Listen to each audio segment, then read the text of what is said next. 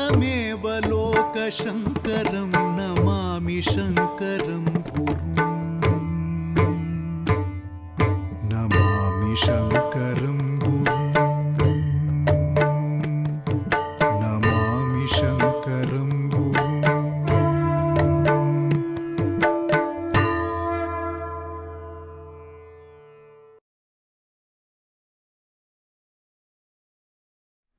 जय जय चिन्मुद्रकरे जय जय शृङ्गाद्रिविहरणव्यग्रे जय जय पद्मजजाये जय जय जगदम्ब शारदे सदये सदाशिवसमारम्भां शङ्कराचार्यमध्यमाम् अस्मदाचार्यपर्यन्तां वन्दे गुरुपरम्पराम्। ఉభయ జగద్గురువుల పాదపద్మములకు సభక్తి శ్రద్ధంగా ప్రణామాలను సమర్పించుకుంటూ ముందు సంచికలో మనము ప్రారంభించుకున్న కమలజదయితాష్టక వ్యాఖ్యలో మనం ఈరోజు రెండో శ్లోకంలోకి ప్రవేశిస్తున్నాము. ఈ శ్లోకంలో 33వ జగద్గురువులైన శ్రీ సచ్చిదానంద శివాభినవ నృసింహభారతి మహాస్వామి వారు శారదాంబ శృంగేరిలో నెలకొన్న వైనాన్ని, ఆ ఆవశ్యకతను, ఆ విధిని వర్ణిస్తున్నారు. కళ్యాదో పార్వతీశ ప్రవరసురగణ ప్రార్థితః శ్రౌతవర్తమ ప్రాబల్యన్నేతుకామః యతివర వపుషాగత్య యాం శృంగశైలే సంస్థాప్య అర్చాం ప్రచక్రే బహువిధనుతిభిః సా త్వమింద్వర్ధచూడ విద్యాం శుద్ధాంచ బుద్ధిం కమలజదయితే సత్వరం దేహి మహ్యం.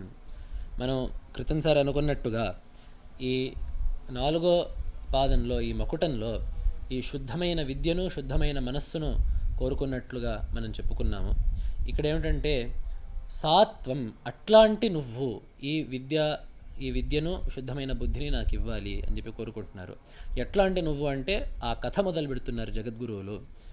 కళ్యాదౌ, కలి ప్రారంభంలో, పార్వతీశ పరమేశ్వరుడు, ప్రవర సురగణ ప్రార్థిత దేవతాగణములచే ప్రార్థింపబడినవాడే, శ్రౌతవర్త్మ వేద మార్గమును ప్రాబల్యన్నేతుకామః మరల ప్రచారంలోకి తీసుకురావడానికి, మరల ప్రచురం చేయడానికి, మరల ప్రబలం చేయడానికి, యతివర వపుష ఒక యతిశ్రేష్ఠుల యొక్క రూపంలో వచ్చి, ఆగత్య వచ్చి, యాం శృంగశైలే సంస్థాప్య ఏ దేవతను శృంగేరిలో సంస్థాపించి అర్చించారో, అర్చాం ప్రచక్రే అర్చనలను చేశారో, ఎట్లాగా బహువిధ నుతిభిః రకరకాల స్తోత్రాల చేత ఏ దేవినైతే భగవత్పాదులు నుతించారో అట్లాంటి సాత్వం, అట్లాంటి నీవు, ఇంద్వర్ధచూడ శిరస్సు మీద చంద్రరేఖ ధరించిన ఓ తల్లి, అట్లాంటి నువ్వు విద్యాం శుద్ధాంచ బుద్ధిం, ఆ శుద్ధ విద్యను, శుద్ధ బుద్ధిని నాకు ఇవ్వాలి అని.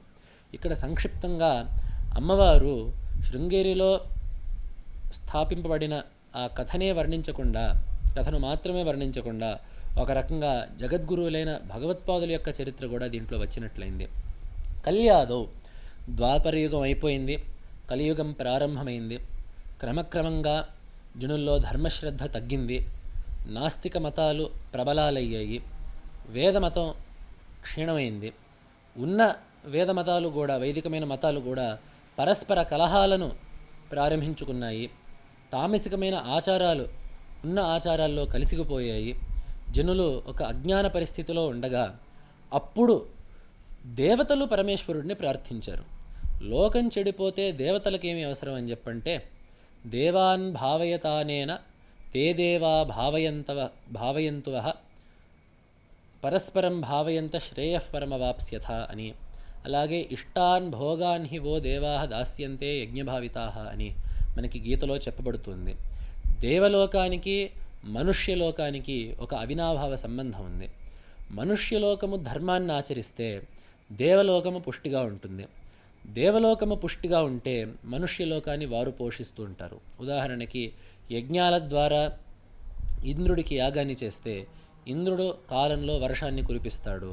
అప్పుడు ఈ రకంగా దేవతలకు కావలసిన హవిస్సులు అందుతాయి, మనుష్యలోకానికి కావలసిన సస్య సమృద్ధి చెందుతుంది. అదేవిధంగా మానవులు ఈ భూదేవిని ధార్మికంగా చూసుకున్నట్లయితే, ఈ భూమిలో ఉండే ప్రజలను సక్రమంగా ధర్మంగా పాలించుకున్నట్లయితే అప్పుడు ఈ భూదేవి మనల్ని అనుగ్రహిస్తుంది. ఈ విధంగా ప్రకృతికి, దేవతాశక్తులకు ధార్మికమైన ఆచరణకి ఒక పరస్పర శ్రేయస్ సంబంధం ఒకటి ఉంది. కాబట్టి ఇట్లా భూలోకంలో ధర్మము తప్పగా దేవతలకు ఇబ్బంది అయ్యి వాళ్ళు కథం క్రతుభుజో వయం అని చెప్పి అన్నారు. మేము శంకర దిగ్విజయంలో అంటారు, కథం క్రతుభుజో వయం, కథం యజ్ఞా ప్రవర్తేరన్, కథం క్రతుభుజో వయం అని చెప్పి అంటారు. యజ్ఞాలు లేకపోతే మేము అక్కడ ఉండే ఆహుతుల్ని మేము ఎలా స్వీకరిస్తాము, మేము ఎలా జీవిస్తాము అని చెప్పి దేవతలు అంటారు భగవంతుడితో. కాబట్టి ఆ దేవతల యొక్క మొరను ఆలకించి అదేవిధంగా శ్రౌతవర్త్మ ప్రాబల్యం నేతుకామః, వైదిక మార్గాన్ని ప్రచారంలోకి మళ్ళీ తీసుకురావాలి. నాస్తిక మతాల యొక్క ఔద్ధత్యాన్ని తగ్గించి ఆ వేద మతాలలో ఉండే ఆ పరస్పర కలహాన్ని తగ్గించి ఆ వైదిక మార్గం యొక్క యథార్థ స్వరూపానికి లోకానికి ఆ యథార్థ స్వరూపాన్ని లోకానికి తెలియజేయాలి అనే ఉద్దేశ్యంతో పరమశివుడు కాలటిలో 12 శతమానాల పూర్వము శంకర నామధేయాన్ని ధరించి ఆర్యాంబ శివగురువుల యొక్క సంతానంగా ఆ పరమేశ్వరుడు జన్మించాడు. ఈ కథని మనం సవిస్తరంగా అక్కడ శంకర దిగ్విజయం చెప్పుకున్నప్పుడు చెప్పుకుందాము. కానీ ఇక్కడ తెలుసుకోవాల్సింది ఏమిటంటే భగవత్పాదుల యొక్క లక్ష్యము శ్రౌతవర్త్మ ప్రాబల్యము. వేద మార్గం పరిపుష్టంగా ఉంటే ధర్మము లోకంలో వర్ధిల్లుతుంది. ధర్మం లోకంలో వర్ధిల్లిందంటే దేవతలు సంతోషించి మనల్ని అనుగ్రహించి ఈ లోకాన్ని పోషిస్తుంటారు. లోకం పోషించబడినట్లయితే ఈ లోకంలో ఉండే ప్రతి ఒక్కరూ సంతోషంగా ఉంటారు. అదే సర్వే జనా సుఖినో భవంతు అని చెప్పి మనం ప్రతి కార్యక్రమంలోనూ ప్రతిరోజు మనం చెప్పుకునే నినాదానికి అర్థము. కాబట్టి ఈ ఈ వైదిక మార్గ ఉద్ధారణలో ఇది ఒక భాగం. ఈ ధర్మ ప్రచారము భగవత్పాదులు ఎన్నో దగ్గరలా ఈ తామసిక ఆచారాలని నివారించారు.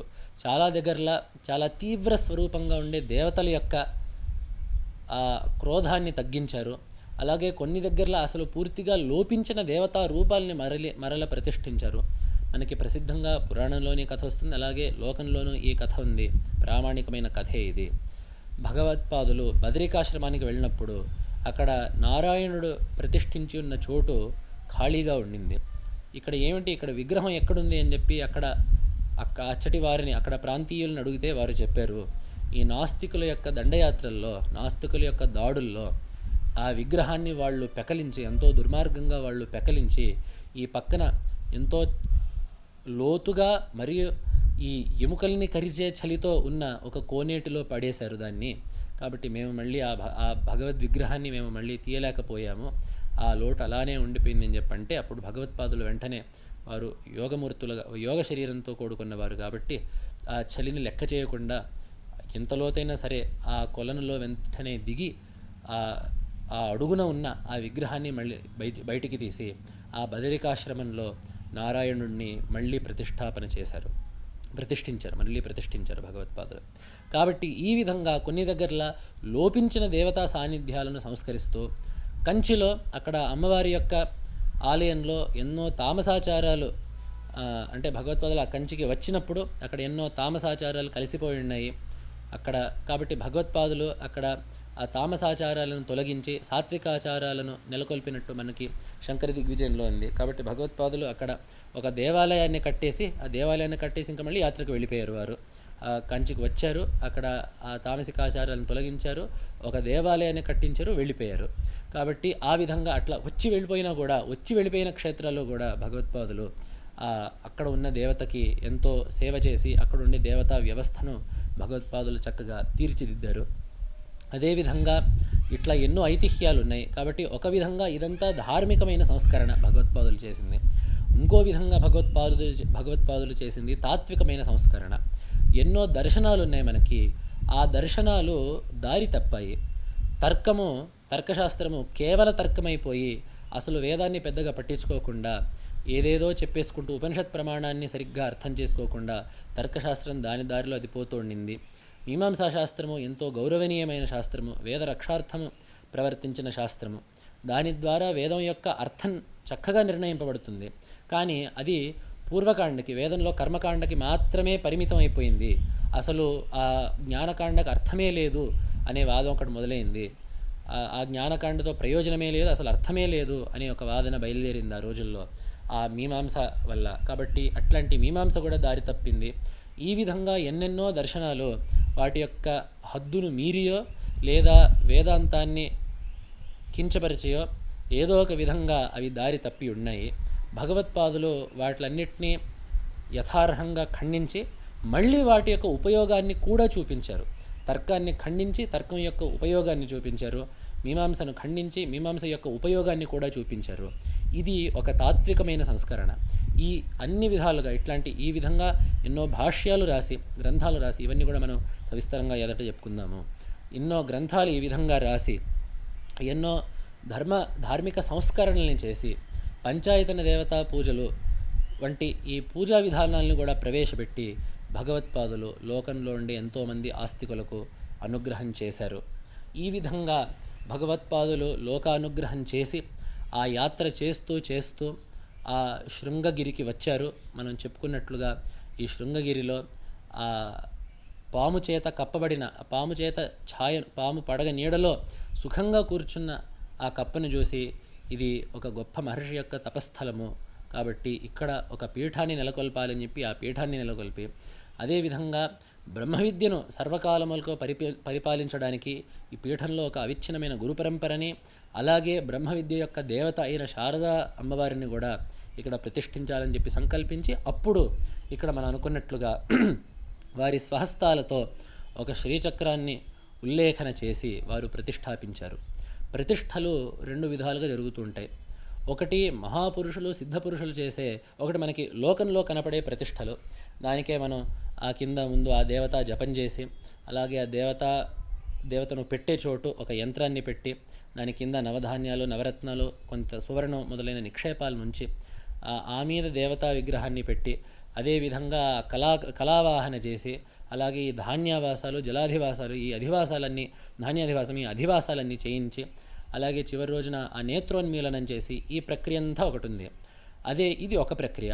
అలాగే సిద్ధపురుషులు అంతలా బాగా మంత్రసిద్ధి కలిగిన వాళ్ళు చేసే దేవతా ప్రతిష్ఠ కొద్దిగా వేరేగా ఉంటుంది. వాళ్ళు ఈ క్రియ అంతా చేయక్కర్లేదు. ఈ క్రియ ఎందుకు అంటే అక్కడ దేవతా సాన్నిధ్యాన్ని సరి అయిన విధానంలో రప్పించడానికి. మంత్రసిద్ధి పొందిన వాళ్ళు, దేవతా సాక్షాత్కారాన్ని పొందిన వాళ్ళకి ఇదంతా అవసరం లేదు. వాళ్ళు దేవతని పిలిచి ఆ మంత్రశక్తితో ఆ యంత్రంలో బంధిస్తే ఆ దేవత అక్కడే ఉంటుంది. భగవత్పాదులు చేసింది అటువంటి ప్రతిష్ఠ అనే విషయాన్ని ఒక్కసారి సన్నిధానం వారు మనతో చెప్పారు. ఒకసారి నేనే సన్నిధానం వారిని నేను అడిగాను, ఇక్కడ ఒక కావ్యం రాస్తున్నాము, ఈ కావ్యంలో భగవత్పాదులు చేసిన శారదా ప్రతిష్టని ఎలా వర్ణించాలి, ఈ ఒక్కొక్క ఘట్టాన్ని చెప్పుకుంటూ వెళ్ళాలా, ఒక్కొక్క క్రియను చెప్పుకుంటూ వెళ్ళాలా అని చెప్పి ఒక పద్యాన్ని వ్రాసి వారికి చూపించినప్పుడు వారు చెప్పిన మాట, ఇది లోకంలో మనమందరం చేసేటప్పుడు లౌకికంగా సరిపోవడానికి, ఏ పొరపాట్లు లేకుండా ఉండడానికి, ఎటువంటి హెచ్చుతగ్గులు లేకుండా ఉండడానికి, కరాఖండిగా ఉండడానికి మనం లోకంలో చేసే పద్ధతి అది. వారు మహాపురుషులు, వారు మంత్రశాస్త్ర స్వరూపులు, వారు సకల మంత్రాల యొక్క సిద్ధిని పొందినవారు కాబట్టి వారికి అట్లాంటి అవసరాలు ఉండవు. వారు నేరుగా అమ్మవారిని పిలిచి ఆ మంత్రంతో ఆ అమ్మవారిని ఆకర్షించి ఆ మంత్రశక్తి ద్వారా నేరుగా అమ్మవారి కళలను ఆ విగ్రహంలోకి ఆవాహన చేసి ఆ యంత్రంపై నిలిపారు. వారికి అంతకంటే వేరే అవసరం లేదు. ఆ దేవతా సాన్నిధ్యాన్ని అక్కడే నిబద్ధం చేయడానికి అని ఒకసారి జగద్గురు శ్రీ సన్నిధానం వారు నాతో చెప్పారు. కాబట్టి అట్లాంటి విధంగా అమ్మవారిని ప్రతిష్టాపన చేశారు. అట్లాంటి అమ్మవారు నేటికి సాత్వం ఇంద్వర్ధ చూడ అని చెప్పి ఇంకో విశేషణం వేశారు అక్కడ జగద్గురువులు. ఇంద్వర్ధ చూడ, అమ్మవారికి తల మీద చంద్రరేఖ ఒకటి ఉంటుంది. ఈ చంద్రరేఖ ఎన్నో విషయాలకి సంకేతం. అసలు ముందు చంద్రుడు అనేవాడు కాలానికి సంకేతం. మనం దక్షిణ దేశంలో ముఖ్యంగా, అలాగే కృత్స్నమైన భారతదేశంలో కూడా, అలాగే ప్రత్యేకించి దక్షిణ దేశంలో మనం చాంద్రమాన సంవత్సరాన్ని పాటిస్తుంటాము. చాంద్రమానమైన కాల గణనాన్ని చేస్తుంటాము. చంద్రుడి యొక్క హెచ్చు తగ్గులైన పక్షాల ప్రకారము ఆ తిథుల ప్రకారమే మనం కాలాన్ని లెక్కబెడుతుంటాం. ఈ వారాలు 7 వారాలు అనేవి మనకి రోజువారీ లెక్కల్లో ఉండడం అనేది ఈ మొన్నటి వరకు వచ్చింది. ఈ వారం చేస్తాను, ఈ వారం చేస్తాను ఈ పని, ఈ ముందు వారంలో చేస్తాను ఈ పని అనే వ్యవహారము ఈ మధ్య కాలంలో వచ్చింది. భూతకాలంలో, ఈ గతకాలంలో అయితే ప్రాచీన కాలంలో ఈ పక్షం ఈ పని చేద్దాము, ఈ పై పక్షం ఈ పని చేద్దాము, పూర్వపక్షం ఈ ముందు పక్షంలో ఈ పని అయింది, ఇట్లాంటి వ్యవహారమే ఉండేది. సాంప్రదాయకులు నేటికి ఇట్లానే వ్యవహరిస్తూ ఉంటారు. కాబట్టి ఈ చంద్రుడిని పెట్టుకొని ఈ పక్షాలు, మాసాలు, ఋతువులు, 2 పక్షాలు ఒక మాసము, 2 ఋతువులు, 2 మాసాలు ఒక ఋతువు, ఇట్లా ఈ విధంగా వెళ్తూ వెళ్తూ ఈ ఈ కాలం యొక్క స్వరూపం అంతా చంద్రుడి మీద ఆధారపడింది. కాబట్టి చంద్రుడు కాలానికి సంకేతం. ఆ మారని చంద్రరేఖని శిరస్సు మీద పెట్టుకోవడం వల్ల ఆ చంద్రుడు, ఆ చంద్రధారణ అనేది కాలాతీతత్వానికి సంకేతం. ఈ కాలంలో ఉండే మార్పులు పరమాత్మ యందు లేవు అనడానికి అది ఒక నిదర్శనం. ఎలాగైతే కాలస్వరూపుడైన చంద్రుడు పరమేశ్వరుడి శిరస్సు మీద ఉండేసరికి హెచ్చుతగ్గు లేకుండా పోయాడో, అదేవిధంగా పరమాత్మ కూడా ఆ కాలాన్ని నిలిపి ఆ కాలానికి అతీతంగా ఉంటాడు అని చెప్పడమే పరమేశ్వరుడైనా లేదా ఇక్కడ అమ్మవారైనా కూడా ఆ శిరస్సు మీద చంద్రుడిని ధరించడము. అదేవిధంగా చంద్రుడు అమృతత్వానికి సంకేతం. చంద్రుడిని అమృతకరుడు, సుధాకరుడు అని చెప్పి అంటారు. చంద్రుడు అమృతమయమైన స్వరూపం కలిగినవాడు. అమృతం అనేది ఆనందానికి అర్థం, అలాగే నిత్యత్వానికి అర్థం. నిత్యమైన ఆనందము అమృత శబ్దం చేత చెప్పబడుతూ ఉంటుంది. కాబట్టి అమ్మవారు శిరస్సు మీద అట్లాంటి అమృతకరుడిని పెట్టుకోవడం వల్ల భక్తులందరికీ ముందు అసలు చంద్రుడు ఆనందాన్ని కలిగిస్తాడు. జగదాహ్లాదక చంద్ర అని. చంద్రుడు లోకానికి ఎంతో ఆనందాన్ని కలిగిస్తాడు. కాబట్టి ముందు అమ్మవారు కూడా అదేవిధంగా భక్తులందరికీ ఆనందాన్ని కలిగిస్తుంది. మనం చెప్పుకున్నట్లుగా నిత్యమైన ఆనందాన్ని కలిగిస్తుంది. కాబట్టి ఈ అర్థాలన్నీ ఇంద్వర్ధ చూడ, చంద్రరేఖను చూడ, ఈ మౌళిభూషగా ధరించిన తల్లి అనే ఈ విశేషణంలో ఇమిడబడింది. అట్లాంటి తల్లిని జగద్గురువులు శుద్ధమైన విద్యను ఇమ్మని చెప్పి కోరారు. ఆ తల్లిని మనం కూడా అదేవిధంగా ఆ ఆత్మజ్ఞానాన్ని, చిత్తశుద్ధిని ప్రసాదించమని చెప్పి మనమందరం కూడా ఆ దేవిని ప్రార్థిద్దాము. ఆ పై శ్లోకంలో ఉండే విశేషాలని మనం వచ్చే సంచికలో తెలుసుకుందాము. నమఃశంకరాయ. నమామి శంకరం గురుం.